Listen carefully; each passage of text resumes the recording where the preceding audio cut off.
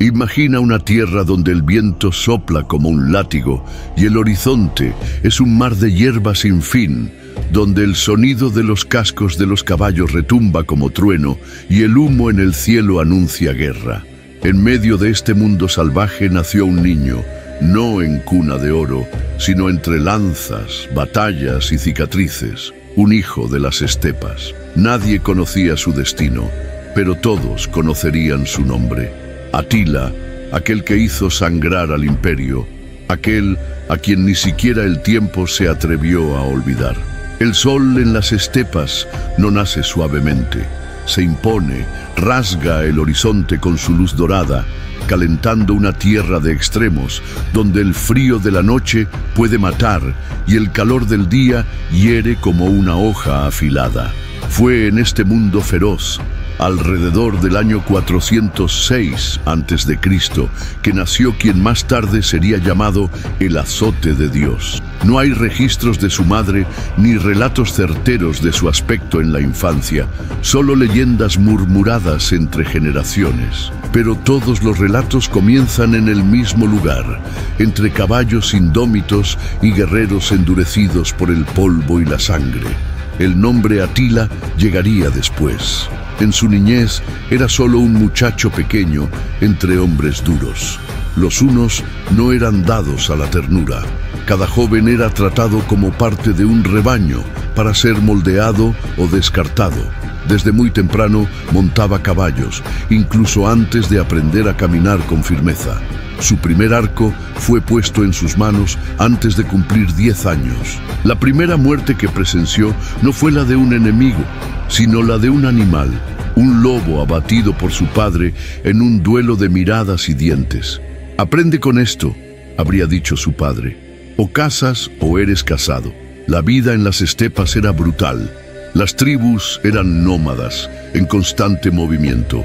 La comida se conquistaba, no se cultivaba. El territorio se defendía con sangre. Los unos vivían en tiendas con pocos pertenencias, pero cargaban consigo la ferocidad de un pueblo forjado por la supervivencia. En medio de esto, el joven Atila fue moldeado, como se forja el hierro bruto con fuego y martillo. Aprendió a cabalgar durante días sin descanso, a disparar flechas con precisión mortal mientras galopaba y a mantener el silencio, observando a los hombres mayores como si cada gesto fuera una lección.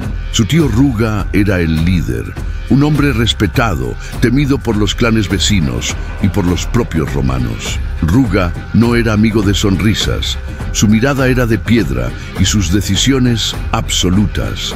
Pero algo en Atila llamaba su atención. El muchacho no solo era fuerte y ágil, era observador, callado, pero con los ojos siempre alerta. Veía cosas que otros ignoraban. Sabía cuándo un caballo estaba cansado, cuándo un guerrero mentía, cuándo el viento anunciaba cambio. Ruga comenzó a llevarlo en viajes diplomáticos con otros clanes. El niño escuchaba las discusiones entre líderes, aprendía el lenguaje del poder y la manipulación. Un día vieron desde lejos una caravana romana atravesando las llanuras, cargada de tributos, oro y mercaderes. Atila no dijo nada, solo observó en silencio hasta que Ruga habló. Ellos nos temen, pero aún no lo suficiente. Poco a poco, Atila entendió que la fuerza no era solo empuñar una espada, era saber cuándo usarla. Esta lección fue reforzada por otro maestro inesperado, un prisionero romano mantenido con vida por Ruga como consejero. Era un hombre viejo, de barba blanca y ojos cansados, que había sido diplomático en Oriente. Enseñaba latín poco a poco y contaba historias de Roma, de Constantinopla, de los dioses y de los emperadores. Atila escuchaba, absorbía. A diferencia de otros jóvenes, no se burlaba del anciano, porque sabía que incluso un enemigo podía portar sabiduría. Con los años, su reputación comenzó a crecer. Aún joven, ya demostraba habilidad militar, liderando pequeños grupos en cacerías y escaramuzas contra tribus rivales. Pero no era solo su fuerza lo que lo destacaba, era la manera en que los demás lo seguían. por respeto, por miedo, por una mezcla de ambos. Atila empezaba a convertirse en lo que los hunos admiraban. No solo un guerrero, sino un conductor de destinos. Fue durante una primavera sangrienta que vio de cerca el precio de la guerra. Una alianza entre tribus hunas y godas se había roto, y el campo se convirtió en cementerio. Atila tenía apenas 13 años cuando enfrentó su primer combate real. La sangre salpicó su piel. El sonido de huesos quebrándose quedó grabado en su mente como una música fúnebre. Pero no dudó. Atacó, mató, sobrevivió. Y después de eso, no miró atrás. El tiempo pasó y las llanuras no se volvieron menos implacables, pero Atila sí. Se volvió más fuerte, más cruel cuando era necesario, más inteligente siempre. A los 17 ya era temido por muchos. A los 20 era considerado una fuerza de la naturaleza, alguien a quien, si existían los dioses, habían puesto allí con un propósito. Los romanos, en ese periodo, veían a los hunos con desconfianza y terror. Empezaron a notar el nombre de Atila en informes de espionaje, en murmullos de las fronteras. Era aún joven, pero ya dejaba rastros. No porque quisiera ser conocido, sino porque era imposible ignorarlo.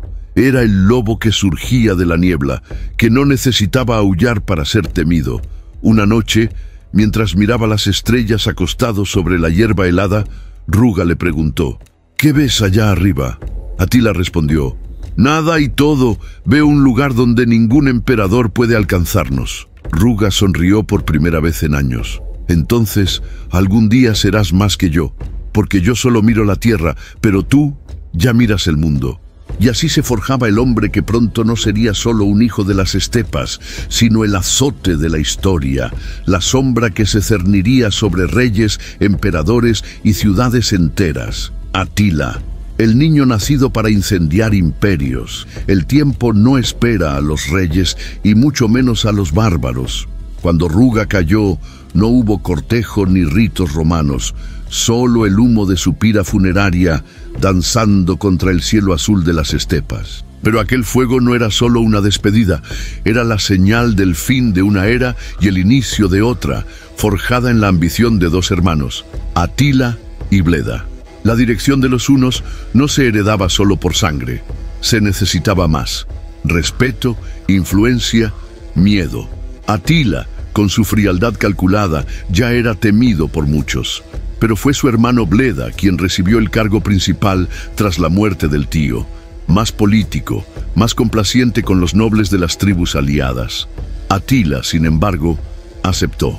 O al menos eso pareció. Compartió el trono y las decisiones, pero no el poder real. Esperó, observó, como un lobo junto a otro, fingiendo compañerismo, pero siempre listo para el momento del ataque. Juntos presentaron una cara unida a los romanos, y Roma, como siempre, creyó lo que quería ver. El imperio bizantino, debilitado por conflictos internos y constantes invasiones, prefirió sellar acuerdos antes que arriesgar guerras. Los hunos, ahora bajo liderazgo dual, fueron invitados a Constantinopla, recibieron oro, títulos y promesas. Tratados fueron firmados con pompa. El imperio pagaría tributos anuales a cambio de paz en las fronteras. Pero Atila veía más allá de la superficie. Cada regalo era una humillación disfrazada. Cada gesto de respeto, un truco romano para mantenerlo bajo control. Aceptaba los términos, sí, pero como quien recoge leña antes de la tormenta. El oro de Roma servía para armar a sus hombres, entrenar a sus jinetes, comprar lealtad. Sonreía a los emisarios bizantinos con ojos de fuego ocultos bajo una capa de hielo. Internamente, Atila actuaba con mayor audacia. Estableció un cuerpo de élite entre sus guerreros. No eran solo los mejores luchadores, sino los más leales. Se llamaban las garras del lobo. Hombres silenciosos, rápidos, mortales. Ejecutaban órdenes sin cuestionar, vigilaban enemigos internos, interceptaban mensajes, sofocaban traiciones antes de que germinaran. Bleda, envuelto en banquetes y discursos, no veía la sombra creciendo tras él. El punto culminante de la tensión entre los hermanos llegó tras un tratado roto. El Imperio bizantino, creyendo que los hunos se habían calmado, dejó de pagar los tributos. Bleda deseaba renegociar. Atila exigía guerra. El desacuerdo no se resolvió con palabras, se decidió con sangre. Una mañana envuelta en niebla, durante una cacería, Bleda cayó de su caballo. Esa fue la versión oficial. La silla habría resbalado. El animal se asustó. Cuando los guerreros lo encontraron, su cuerpo estaba partido contra las rocas, pero muchos no lo creyeron, y Atila nunca lo desmintió. A ojos de los clanes, el lobo había devorado a su hermano, y ahora, solo, aullaba a toda la estepa. Con el trono unificado, Atila no perdió tiempo. Convocó a todos los líderes tribales uno a uno, no para pedir fidelidad, sino para exigirla. No con amenazas, sino con demostraciones. Dejó claro que cualquier disidencia sería aplastada. Pero ofreció recompensas a quienes lo siguieran sin dudar. Tierras, botín, protección. Los líderes aceptaron, algunos por admiración, otros por miedo. El resultado era el mismo. Por primera vez, todas las tribus hunas marchaban bajo un solo estandarte. Nacía allí la era de oro de los hunos. Atila estableció una capital móvil, una gran tienda central rodeada por cientos de otras, donde sus generales y consejeros dormían, donde se tomaban decisiones de guerra entre barriles de hidromiel y mapas dibujados a mano. Mantenía una rutina disciplinada. Se levantaba antes del sol, entrenaba con espada corta, escuchaba informes de todas las fronteras. Sus espías traían noticias desde dentro de Constantinopla, de Ravenna, incluso de Alejandría. Ningún emperador estaba a salvo de sus ojos. A diferencia de los reyes romanos, Atila no se cubría de oro.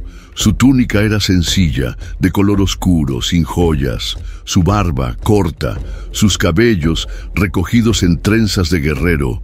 Pero cuando hablaba, nacían silencios.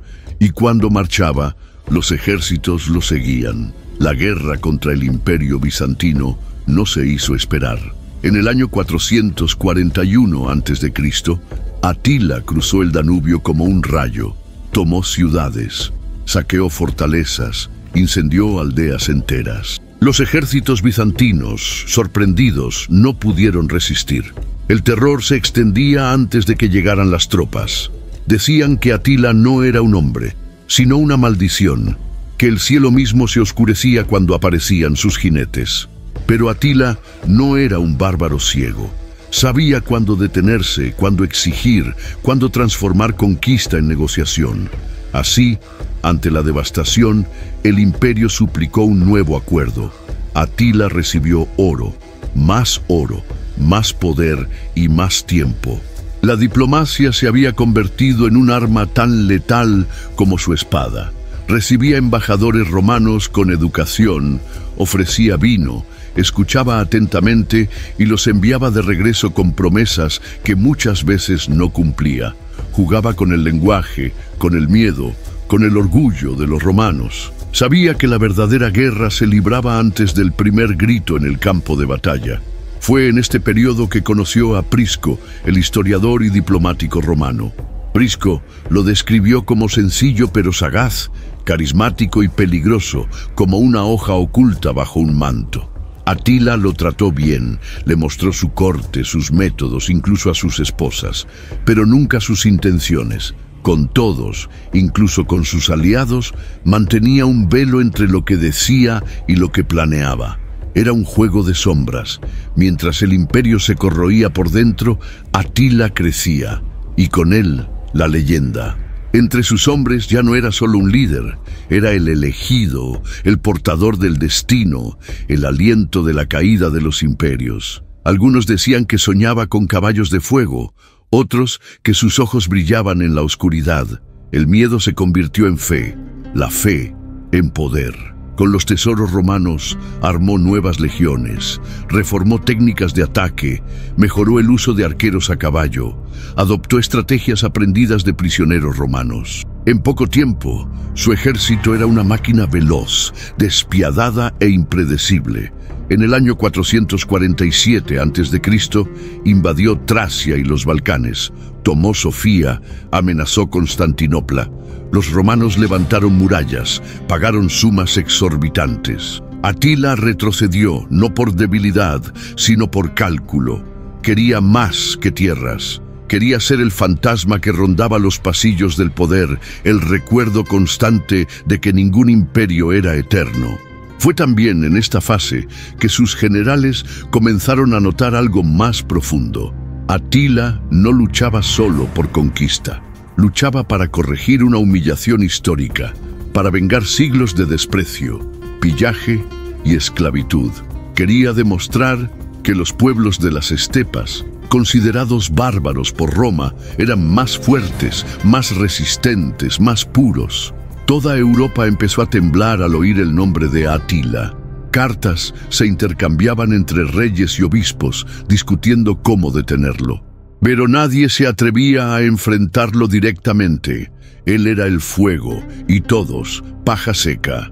Una noche, bajo una luna cubierta, tras su última campaña en los Balcanes, Atila observó a su ejército descansando en silencio, los caballos exhaustos, los hombres durmiendo con las manos en las armas, y él, solo, con la mirada distante. Dicen que susurró: «Aún no ha llegado la hora, pero llegará». «¿Cuándo?», preguntó un guardia. «Cuando Roma oiga mis pasos sobre el mármol de sus salones». Y así, el hombre que había asesinado a su propio hermano, humillado imperios y unificado un pueblo que antes vivía en guerra, se preparaba para el siguiente paso, el paso que cambiaría la historia. Atila ya no era solo un líder de los hunos, era la marcha del destino. Los vientos que soplaban de las estepas ya no traían solo el olor de caballos y cuero. Ahora llevaban algo más pesado, algo que asfixiaba ciudades enteras antes de que llegaran las tropas: el nombre de Atila. En monasterios y fortalezas, en campos y cortes, una sola expresión ganaba fuerza: Flagellum Dei, el azote de Dios. Así lo llamaban. No un rey, no un hombre, sino una maldición viva enviada del cielo para castigar los pecados del mundo. Pero Atila no se veía como un castigo, se veía como justicia.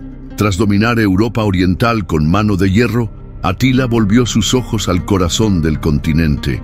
Pueblos germánicos, citas y eslavos comenzaron a caer bajo su sombra. Donde antes había tribus en disputa, ahora había un solo mando.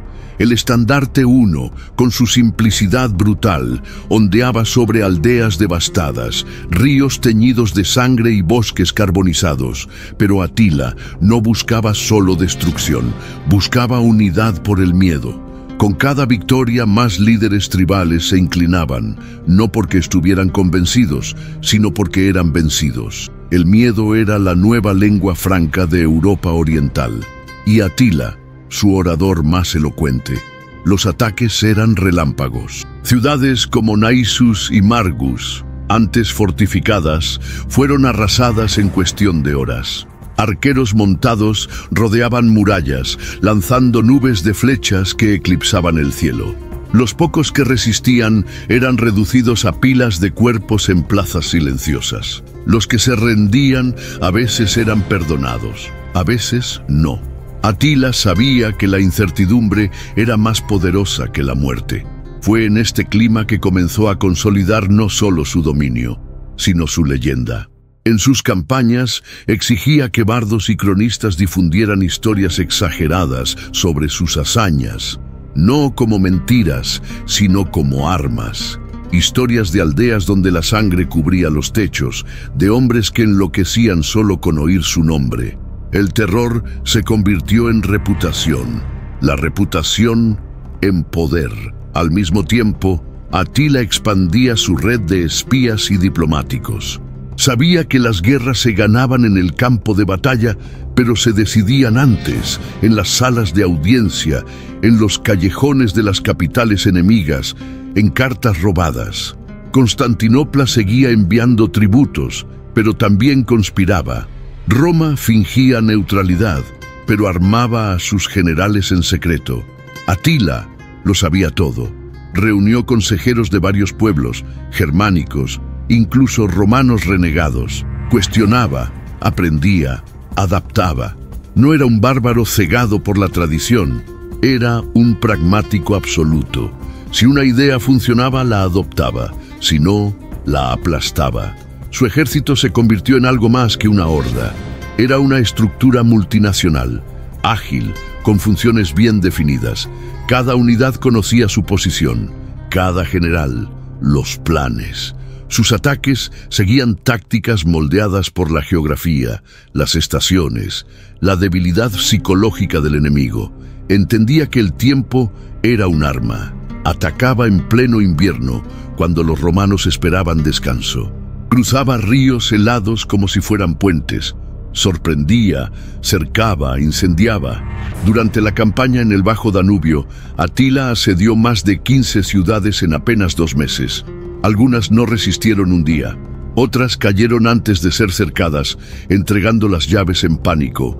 Entre sus propios hombres surgió el temor de que fuera más que humano. Su disciplina, su resistencia al dolor, su capacidad para ver a través de las mentiras políticas.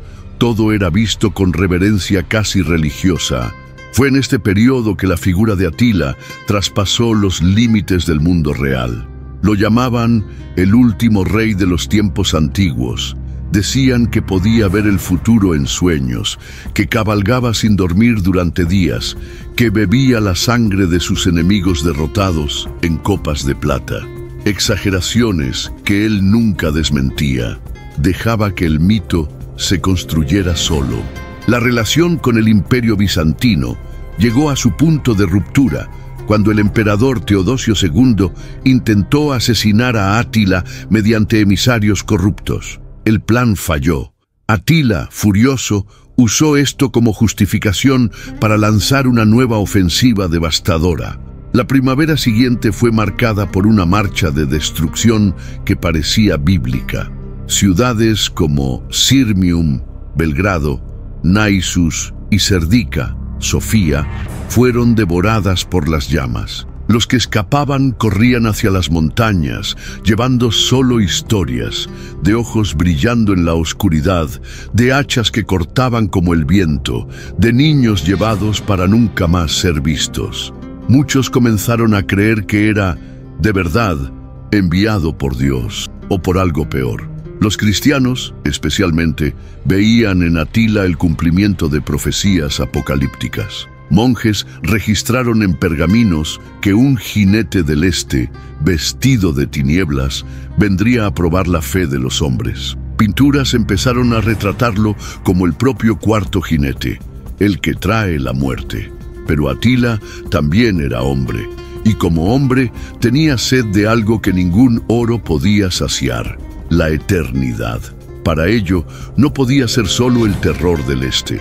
Debía entrar en el alma de la civilización romana. Debía desafiar la propia idea de imperio. Entonces, sus ojos se volvieron hacia Occidente. Antes de partir, reforzó el pacto con los sármatas y los ostrogodos, dejó gobernadores militares en las regiones conquistadas, creó una línea de abastecimiento improvisada con caravanas que lo seguían con granos, armas, caballos y esclavos. Se preparaba para la guerra total, pero, a diferencia de otros conquistadores, Atila no marchaba por ambición desordenada. Cada paso era calculado. Sabía que Roma, la Roma de Occidente, estaba más frágil que nunca, dividida entre generales rivales, rodeada de enemigos, ahogada en su propia decadencia. No quería solo tomar ciudades, quería quebrar el espíritu romano, y así avanzó. Su bandera negra con un círculo en llamas era ahora reconocida en todos los rincones del continente.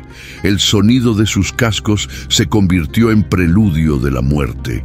Las aldeas comenzaron a vaciarse antes de su llegada. Familias enteras abandonaban campos fértiles, prefiriendo el hambre al encuentro con el azote de Dios. En algunas regiones, sacerdotes intentaban enfrentarlo con oraciones y reliquias. En otras, guerreros desesperados levantaban murallas improvisadas. Nada funcionaba. Atila era como una ola. No se detiene una ola, solo se reza para que pase. Una noche estrellada, en las orillas del Rin, un prisionero romano fue llevado a su tienda temblando. «¿Qué quieres, Atila? ¿Por qué nos persigues?» Atila, en silencio, bebió un sorbo de hidromiel. Luego respondió: «El mundo olvidó el miedo. Yo soy el recuerdo. El silencio que precede a la tormenta siempre fue más cruel que el trueno». Y así supo Occidente de la llegada de Atila. No por el estruendo de los cascos, sino por el cese de todos los mensajes. Ciudades enteras desaparecieron del mapa. Ningún correo regresaba. Ninguna tropa era vista de nuevo. Solo fronteras que de pronto quedaban desnudas. Y los romanos por fin entendieron. Ya no miraban al oriente. El oriente ahora los miraba a ellos. Atila avanzaba como un río salvaje. Lo acompañaban decenas de tribus unificadas bajo su voz: ostrogodos, gépidas, alanos, hombres de todas las lenguas, reunidos por una sola promesa: guerra, cada uno con su propio odio hacia Roma, con su propia deuda de sangre. Y Atila era el cobrador. Las llanuras de Panonia fueron el primer escenario del terror. Las guarniciones romanas apenas tuvieron tiempo de reaccionar. Fuertes incendiados de noche, soldados muertos en sus sueños. Nadie escapaba.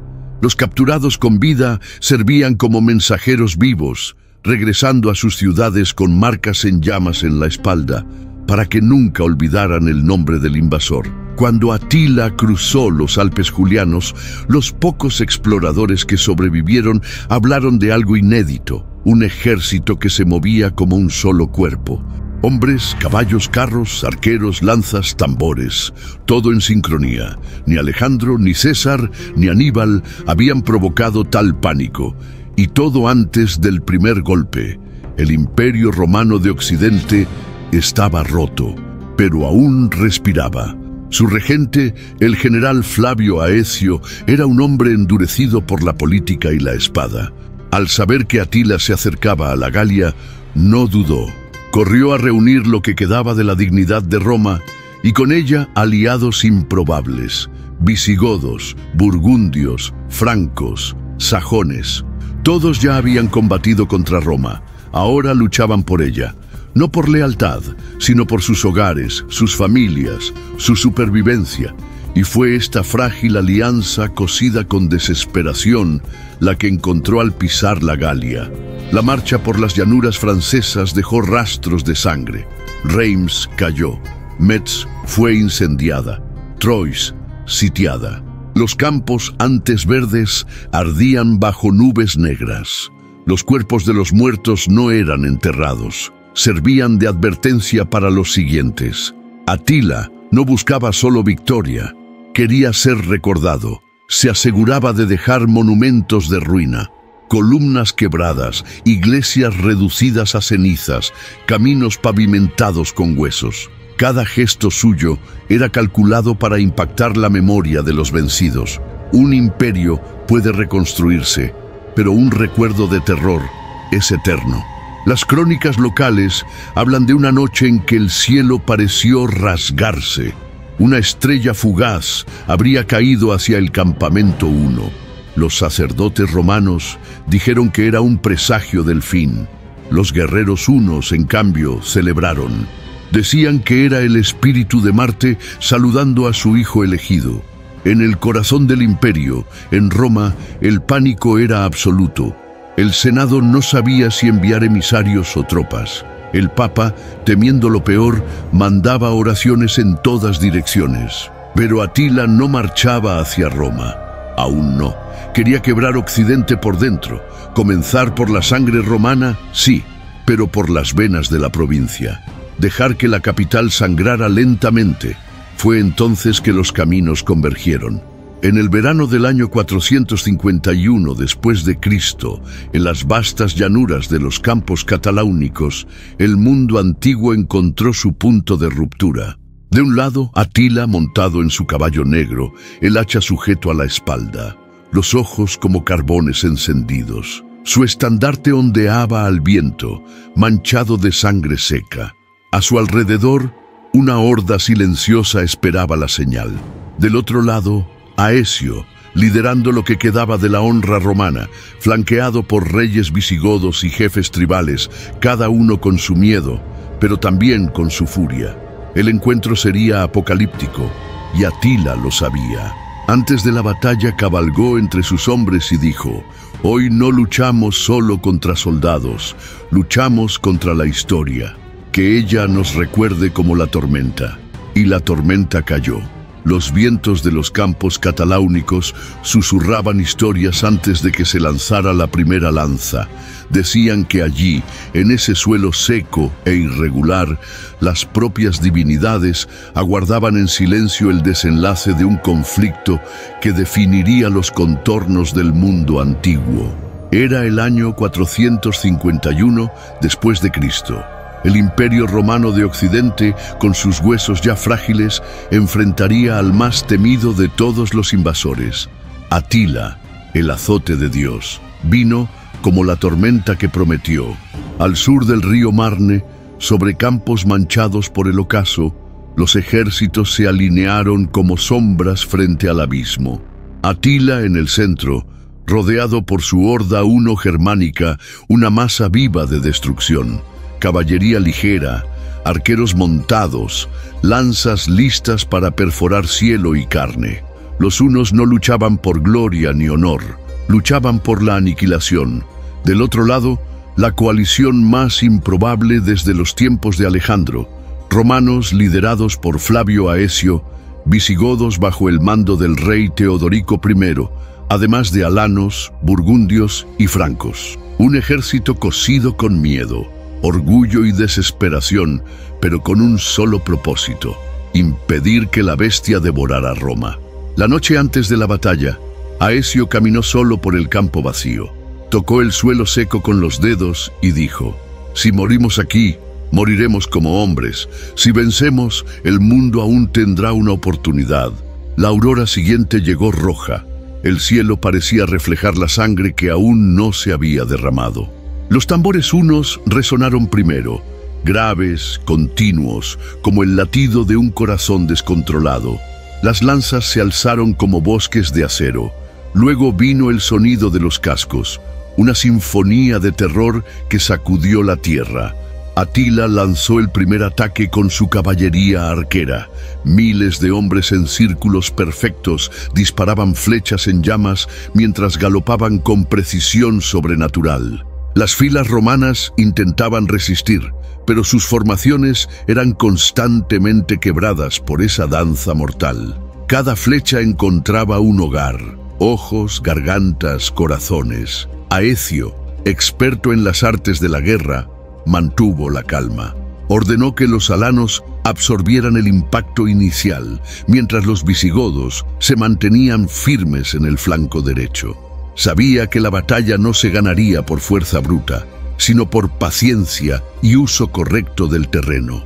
A media tarde, los visigodos atacaron, liderados por Teodorico, un rey ya viejo, pero con alma incendiaria. Rompieron el flanco del ejército huno, forzándolos a retroceder unos metros. Fue la primera vez en años que los hombres de Atila dieron un paso atrás. Esto causó un silencio terrible entre ellos, como si lo imposible hubiera ocurrido. Atila, furioso, desmontó, caminó entre sus soldados, gritando palabras en lenguas antiguas. Él mismo empuñó su espada curva y se lanzó al combate. No había honor en mirar desde lejos. Él sangró, mató. Sus ojos encendidos exigían el sacrificio de cada hombre presente. Para él, retroceder era morir. Avanzar, incluso hacia la muerte, era vencer. El rey Teodorico, liderando a su pueblo como un ancestro de leyendas, fue mortalmente herido por una lanza mientras perseguía a unos en fuga.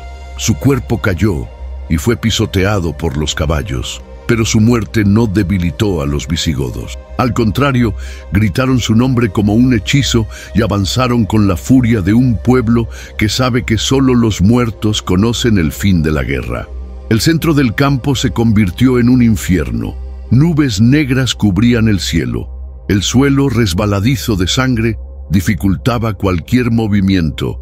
Los gritos de los heridos se mezclaban con el estruendo de las espadas. Ya no había formaciones, solo caos. Cada hombre por sí mismo, cada hoja, una sentencia. Al atardecer, los hunos comenzaron a ceder terreno. Por primera vez, la invencibilidad de Atila vacilaba. Los romanos, oliendo la victoria, presionaron, pero Aecio, estratega frío, retiró sus tropas en el momento exacto. No quería destruir a los hunos, quería quebrarlos por dentro. Atila, viendo que no podía vencer ese día, se retiró al centro de su campo. Ordenó que los cadáveres fueran apilados alrededor de su tienda. Una muralla de muertos se preparaba para morir. Prefería el suicidio antes que la rendición, pero Aecio no atacó. Sabía que una fiera acorralada es más peligrosa. Prefirió dejarlo sangrar, prefirió dejarlo vivir, para que el miedo sobreviviera con él. Esa noche, bajo la luz pálida de la luna, Atila se sentó solo, envuelto en silencio. Sus generales discutían la retirada. Él, contemplando el cielo, dijo solo: «La tierra ha bebido sangre suficiente por hoy, pero aún no se ha saciado». Al día siguiente, Atila partió, pero no como derrotado. Partió como un presagio. La batalla de los campos cataláunicos fue considerada un empate estratégico. Los romanos sobrevivieron, los visigodos lloraron a su rey, los hunos regresaron al este, pero con más sed que nunca. El mundo había cambiado. Atila sabía que ya no era el centro del universo, y Atila sabía que su leyenda era más grande que cualquier conquista. Y así, entre polvo, huesos y silencio, terminó el enfrentamiento que casi destruyó el corazón de Occidente. Pero el nombre de Atila, ese jamás retrocedería. El campo de poder de Atila no estaba hecho solo de lanzas, caballos y llamas. Detrás de la cortina de polvo dejada por sus invasiones, existía un mundo menos visible, pero igualmente feroz. El mundo de las alianzas selladas en lechos de negociaciones, entre susurros y velos, donde las mujeres se convertían en claves de imperios y sentencias de guerra.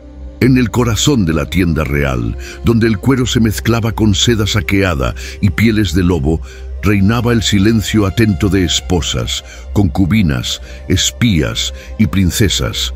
Y en el centro de todo esto, la mirada impenetrable de Atila. Decían que tenía muchas mujeres, tal vez decenas, algunas por deseo, otras por necesidad. Cada unión era un movimiento político, una jugada de ajedrez entre pueblos que no conocían la paz. Rara vez mostraba afecto, pero tampoco era cruel sin razón. Su vida doméstica reflejaba el caos organizado de su guerra. Nadie sabía con certeza quién era la favorita, o si la había. El corazón del azote de Dios era un territorio disputado y vigilado con más atención que cualquier frontera romana. Pero una mujer emergió de esta niebla como la más simbólica de todas. Honoria, hermana del emperador Valentiniano III. Una joven romana criada entre columnas de mármol, perfumes y oro.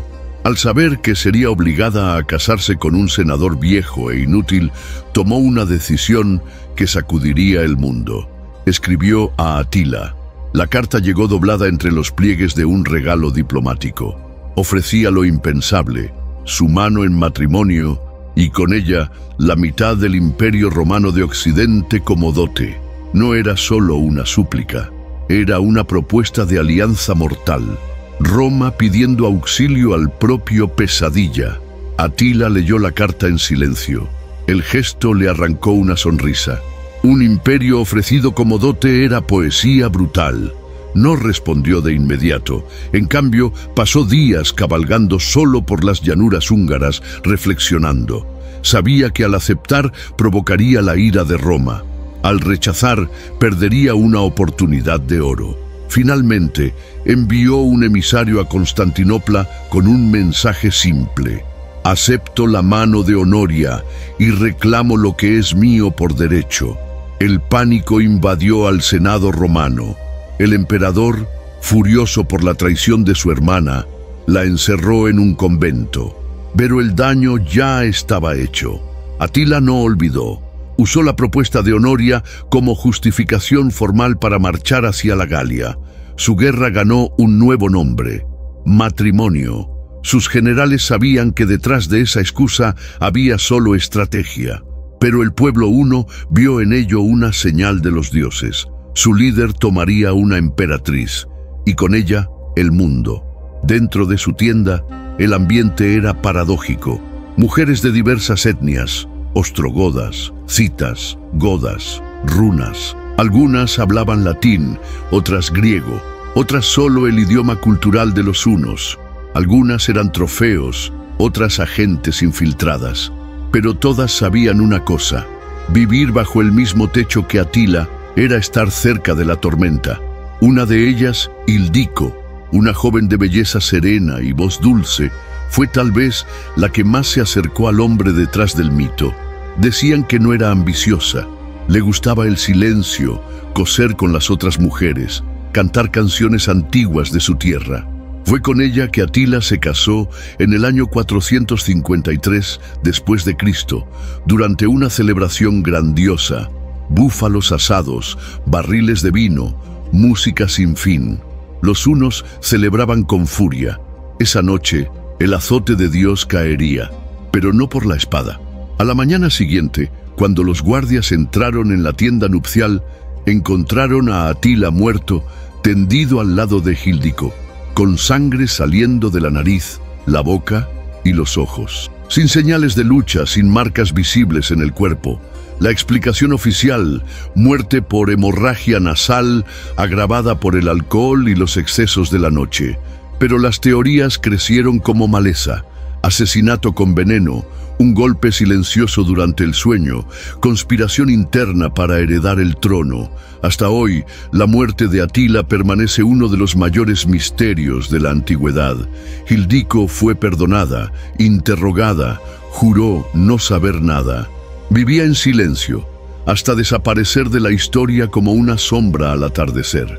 Alrededor del mundo huno, otras mujeres también desempeñaron papeles cruciales: consejeras, curanderas, mensajeras. Algunas cabalgaban junto a los guerreros, otras influenciaban decisiones dentro de la tienda. Eran parte viva del imperio nómada, un imperio que, pese a su apariencia bárbara a ojos romanos, tenía su propia estructura compleja, donde la palabra de una esposa, en ciertos momentos, podía valer tanto como la de un general. Los hijos de Atila, fruto de estos matrimonios y alianzas, crecieron entre el acero y la política. Pero ninguno heredó el carisma del padre. Tras su muerte, pelearon entre sí, intentaron dominar las tribus, pero el espíritu de unificación desapareció, y con él el imperio. Dentro de la cultura runa, las mujeres no eran figuras decorativas, eran creadoras de guerreros, guardianas de tradiciones y a veces jueces invisibles del destino. Atila lo sabía, por eso las mantenía a su alrededor, no por debilidad, sino por sabiduría. Y así, entre velos, vino y sangre, la historia del azote de Dios se entrelazó con las voces femeninas que cantaban por la noche mientras el mundo ardía afuera. Cada mujer que pasó por su vida dejó una cicatriz o un suspiro, y juntas compusieron el lado más silencioso y tal vez más trágico de uno de los mayores conquistadores de la historia.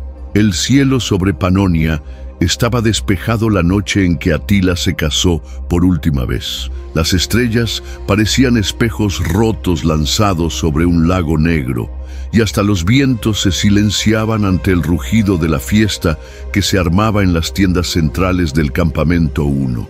Era el año 453 después de Cristo. Tras décadas de guerra, tratados rotos, ciudades incendiadas y imperios doblegados, el azote de Dios celebraba no una victoria, sino un matrimonio. La novia se llamaba Ildico, joven y hermosa, de origen germánico, tal vez ostrogoda, traída como regalo de alianza o botín de guerra. Sus ojos no mostraban miedo, pero tampoco ambición. Caminaba entre los invitados como una sombra vestida de lino blanco, serena, intocable. A su lado, Atila era un gigante rodeado de leyendas vivas, sus hijos, generales, emisarios de pueblos sometidos, guerreros cubiertos de tierra y sangre que lo seguían como a un dios de guerra en carne. Búfalos enteros asaban sobre brasas, hidromiel corría como ríos dorados, la música feroz y tribal hacía vibrar las tiendas como tambores de batalla. Esa noche no había Roma, no había Bizancio, solo los hunos celebrando el ápice de su líder. Atila rió como un trueno, bebió como si quisiera ahogar los fantasmas de todos los que había matado. Sus ojos, aunque teñidos de vino y éxtasis, aún observaban todo, aún dominaban. Al entrar en la tienda nupcial con Híldico, caminó erguido como siempre, con su capa de lobo negro flotando tras él como presagio. Pero en esa madrugada, el tiempo se detuvo. El sol nació pálido sobre los campos. Los primeros rayos iluminaron lanzas clavadas en el suelo, escudos apilados como murallas. Un silencio inusual cayó sobre el campamento. Ningún signo de vida en la tienda principal. 2 guerreros entraron. El aire allí dentro estaba espeso. En el centro, el cuerpo de Atila yacía caído al lado de la cama, sobre un lienzo manchado de sangre oscura. Ojos abiertos, boca entreabierta como si aún intentara hablar. Ninguna herida visible, ninguna hoja. Solo mucha sangre, saliendo de nariz, boca y oídos. Híldico, en estado de shock, sentada en silencio, murmuraba oraciones que nadie conocía. La noticia se extendió como un relámpago. Los hunos, acostumbrados a la muerte en batalla, no sabían cómo reaccionar ante la muerte silenciosa de su dios de guerra. Llanto, furia, venganza. La explicación oficial fue rápida y seca. Hemorragia interna por consumo excesivo de alcohol y una vena rota durante el sueño. Pero nadie la creyó. Ni sus hijos, ni sus generales, ni sus enemigos. Surgieron versiones, que Híldico lo envenenó enviada por Roma o por los ostrogodos, que fue un golpe silencioso de una facción interna, que los propios dioses cansados de su arrogancia lo ahogaron en sangre para que no profanara el cielo con sus gritos. Para los hunos, la verdad se diluyó entre humo y superstición. El funeral fue digno de una entidad. Sus guerreros se rasgaron las ropas, se cortaron el rostro con cuchillas, para que el gran jefe fuera honrado con sangre. Durante días, golpearon tambores sin cesar, hasta que los caballos se negaron a caminar y los pájaros huyeron del cielo. El cuerpo de Atila fue colocado en 3 ataúdes, uno de oro, uno de plata, uno de hierro, los metales que gobernaban el mundo según sus creencias. Fue enterrado en secreto, en un lugar desconocido, con ríos desviados temporalmente para ocultar su tumba, como si la tierra no quisiera recordar dónde reposaba aquel que hizo a los reyes arrodillarse. Los esclavos que cavaron su tumba fueron asesinados después para garantizar el secreto. Ningún monumento, ninguna lápida, solo el vacío. Pero lo que Atila se llevó con él fue más que su cuerpo. Se llevó la cohesión de un imperio que era su reflejo. Sus hijos, incapaces de unirse, dividieron las tribus como piezas de caza. Dengisich, Ellak, nombres que no resonaban como el suyo. Empezaron guerras internas, perdieron batallas contra los ostrogodos, fueron traicionados por aliados, derrotados por enemigos que antes temblaban solo al oír el nombre de su padre. En pocos años, el Imperio Huno dejó de existir. Como polvo sobre la estepa, se dispersó. Sus fortalezas improvisadas fueron devoradas por el bosque. Sus caballos, liberados, vagaron sin rumbo. Los romanos celebraron, los godos respiraron, pero el miedo permaneció. Un miedo ancestral, tatuado en la memoria de los sobrevivientes. Atila había muerto, pero su leyenda apenas comenzaba. En Roma, poetas lo llamaban monstruo. En Constantinopla, monjes decían que era castigo divino. entre los pueblos germánicos se convirtió en mito, y en el corazón de las estepas aún hoy hay quienes dicen que cabalgó directo al inframundo, donde reina sobre los espíritus de los guerreros muertos. Su figura se volvió arquetipo, la furia en forma de hombre, el conquistador sin corona, el rey sin palacio, que hacía de la silla de montar su trono y del miedo su moneda. Y en cuanto a Gildico, desapareció de los relatos, tal vez muerta, tal vez enviada de regreso a su tierra, tal vez portando un secreto que nadie más oiría. Su imagen quedó congelada en aquella madrugada, la mujer que mató un imperio, con o sin intención. La muerte de Atila fue una cicatriz en la historia de la humanidad, no por cómo vivió, sino por cómo partió. No cayó en combate, no fue rodeado por enemigos, no murió como Alejandro o César, murió en silencio, solo, dentro de una tienda, como si el propio tiempo hubiera decidido que no habría gloria para quien solo esparció fuego. El viento sopla frío por las llanuras húngaras. Han pasado siglos desde que los cascos de los caballos hunos hicieron temblar la tierra y los gritos de guerra rasgaron los cielos de Europa. Ya no hay tiendas levantadas ni tambores de sangre, pero el nombre permanece. Atila. 3 sílabas que aún vibran como el acero al forjarse. 3 sílabas que aún asustan libros, iglesias y sueños. Cuando los cronistas del Imperio Romano registraron su muerte, escribieron con tinta cargada de alivio: el azote de Dios ha caído. Roma sobrevivirá. Pero la verdad era otra. Atila no dejó solo destrucción, dejó una idea. La idea de que el miedo es tan poderoso como el ejército que lo lleva. ¿Por qué es recordado con tanto pavor entre tantos conquistadores? Alejandro, César, Gengis Khan. ¿Fue Atila quien se convirtió en sinónimo de ruina absoluta? La respuesta está en los ojos de quienes vivieron su tiempo. No fue la cantidad de batallas, sino la forma en que dominaba sin parecer necesitar murallas o coronas. Atila fue un emperador sin trono, un dios pagano sin templo. Su presencia era como una sombra avanzando. Ningún espía romano podía predecir dónde aparecería. Ninguna diplomacia bastaba. Ningún oro lo compraba por mucho tiempo. No construyó ciudades, no fundó bibliotecas, no levantó palacios. Y aún así, su memoria sobrevive. Porque Atila entendió algo fundamental. No se gobierna solo con fuerza, se gobierna con miedo. Y el miedo moldea imperios tanto como el mármol. A diferencia de los reyes de su época, vestía ropa sencilla, vivía como sus soldados, dormía en tiendas, comía alrededor de fogatas, cabalgaba a la cabeza de sus tropas. Para los hunos era más que un líder, era el espíritu de la estepa encarnado. Para los romanos era la encarnación del caos, el fin anunciado de la civilización. Y lo que quedó de él, quedaron leyendas. Dicen que su tumba fue ocultada bajo un río desviado temporalmente, que fue enterrado con espadas malditas, con mapas de rutas secretas de Europa, con oro suficiente para comprar 10 imperios, pero nadie la ha encontrado. Ninguna cruz, ninguna piedra, solo rumores y huesos rotos entre raíces antiguas. Quedaron hijos, pero ninguno con su fuerza. Dengisich, el más audaz, intentó sostener el imperio, enfrentar a los godos, mantener la llama encendida. Fracasó, fue derrotado, decapitado y su cabeza enviada a Constantinopla como trofeo. Los hunos, antes un solo pueblo, se dividieron, se perdieron, se mezclaron con germánicos, eslavos, fantasmas del tiempo.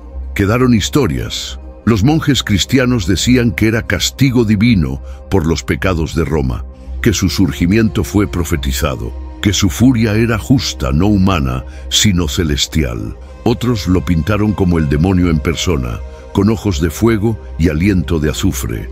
El hecho es, Atila fue un hombre de carne, hueso y ambición, pero también fue símbolo. En la literatura medieval, su nombre resurge como el de un monstruo. En sagas germánicas aparece como Etzel, a veces villano, a veces rey respetable. En el imaginario de los pueblos que enfrentó, se convirtió en pesadilla recurrente. El recuerdo vivo de que ningún imperio es eterno y que a veces la amenaza no viene del mar, sino del corazón seco de las estepas. En el siglo XIX renació en obras de teatro, en poemas épicos. En el siglo XX se volvió villano en películas, enemigo en juegos, figura en cómics.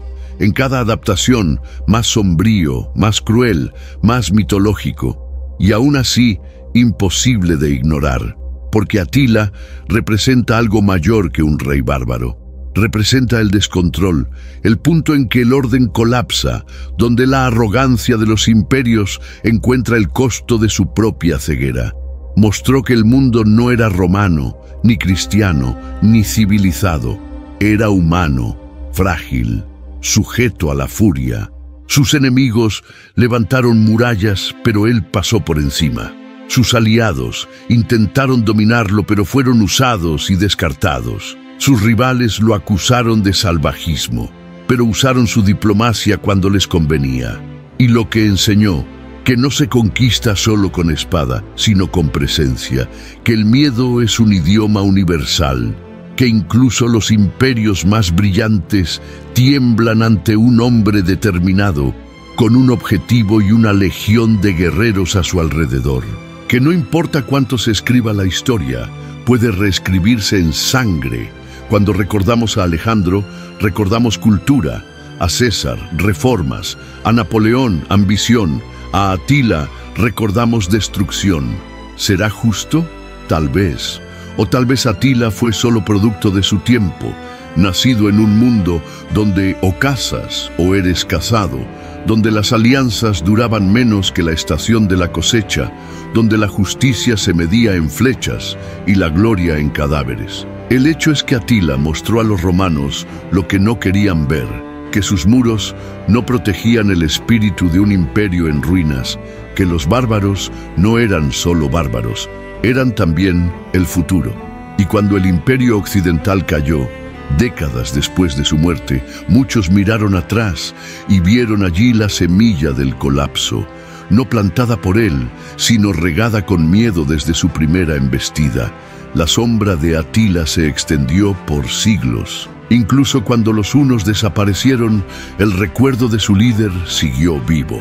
Y hoy él es personaje, es villano, es símbolo de brutalidad, pero también para algunos un héroe trágico, un hombre que enfrentó dos imperios y casi venció, un extranjero que, sin naves, cruzó la mitad del mundo conocido, un hijo de las estepas que enseñó a los reyes a temer el sonido de cascos a lo lejos. Tal vez el mayor legado de Atila no sea lo que destruyó, sino lo que obligó a los demás a reconstruir. Tras él, Roma miró hacia adentro. Bizancio se fortificó, los germánicos se reorganizaron. El mundo reaccionó, porque Atila, por más que no dejara castillos o catedrales, dejó una advertencia. No hay civilización que no pueda quemarse, no hay paz que no pueda perturbarse, y no hay nombre que, aunque enterrado, no pueda resonar para siempre. Al final, ¿quién vence? ¿Los que escriben la historia o los que hacen temblar la historia? Si te gustó esta historia, suscríbete al canal, dale like y deja tu comentario. Este es el canal Imperadores. Hasta la próxima.